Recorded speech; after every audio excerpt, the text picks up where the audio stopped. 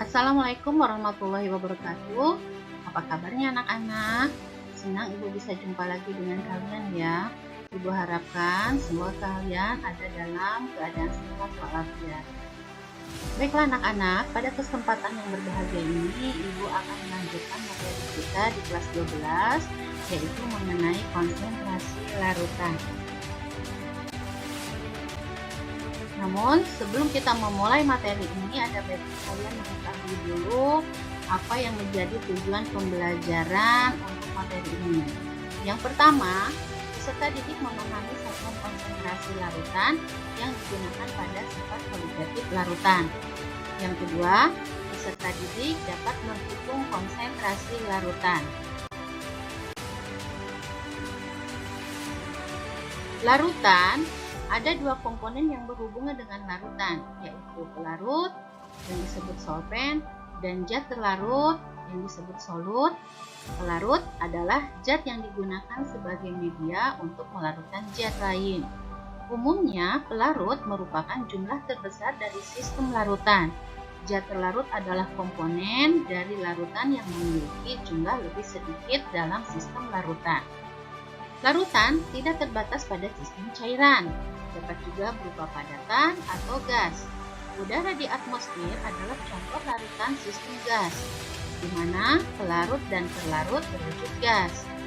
Logam kuningan adalah contoh sistem larutan padat, di mana campurannya terdiri dari tembaga dan seng. Konsentrasi adalah jumlah zat terlarut di dalam sejumlah larutan tertentu. Para ahli kimia menggunakan 5 macam satuan konsentrasi, antara lain molaritas dengan simbol M besar, molalitas dengan simbol M kecil, fraksi mol dengan simbol X, persen massa dengan simbol persen M, dan persen volum dengan simbol persen volum.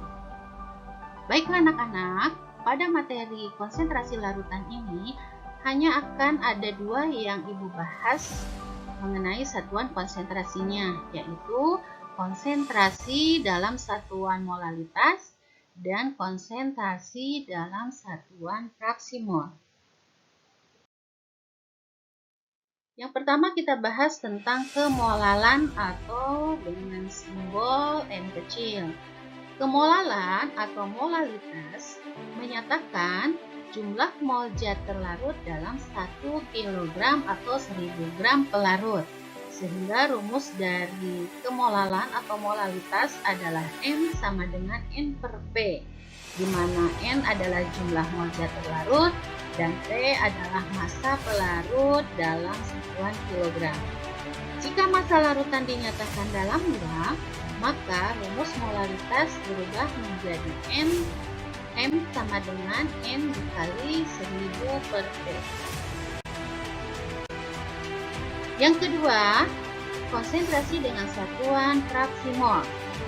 Fraksi mol menyatakan perbandingan jumlah mol zat larut atau pelarut terhadap jumlah mol larutan. Jika jumlah mol zat pelarut adalah Na dan jumlah mol zat terlarut adalah Nb, maka fraksi mol pelarut dan zat terlarut adalah sebagai berikut. XA sama dengan Na dibagi Na ditambah Nb, dan XB sama dengan Nb dibagi Na ditambah Nb. Total dari fraksi mol zat A dan fraksi mol zat B sama dengan 1. Baik anak-anak, Ibu berikan satu contoh soal. Perhatikan, di sini ada soal. Hitunglah fraksi mol urea dalam larutan urea 20%. Di sini adalah persen massa, di mana massa molekul relatif urea diketahui sebesar 60. Oke, jawabannya karena konsentrasi persen massa itu per 100, artinya kita misalkan dalam 100 gram larutan urea yang konsentrasi 20% terdapat 20 gram urea dan 80 gram air. Sehingga kita bisa mencari jumlah mol air yaitu gram per mr. Gram airnya 80 dan massa molekul relatif airnya 18, sehingga dihasilkan jumlah mol air adalah 4,44 mol. Berikutnya kita bisa mencari mol urea. Mol urea yaitu gram dibagi mR dari urea. Gram ureanya sebesar 20 gram dan mR ureanya 60. Sehingga 20 dibagi 60 menghasilkan 0,33 mol. Maka fraksi mol urea adalah mol urea dibagi jumlah mol total. Mol ureanya 0,33, mol totalnya 4,44 ditambah 0,33 mol. Sehingga didapatkan fraksi mol urea sebesar 0,069. Baik anak-anak, kita simpulkan pembelajaran kita kali ini. Maka di sini ada beberapa kesimpulan. Yang pertama, larutan terdiri dari zat terlarut yang disebut solut dan pelarut yang disebut solvent. Jumlah zat terlarut dalam suatu larutan disebut konsentrasi.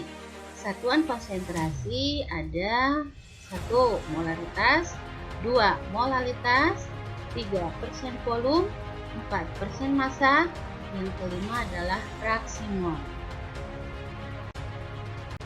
Baik anak-anak, demikian pembelajaran kita kali ini. Diharapkan kalian bisa memperdalami lagi lebih dalam dan belajar dengan semangat. Sampai jumpa lagi. Wassalamualaikum warahmatullahi wabarakatuh.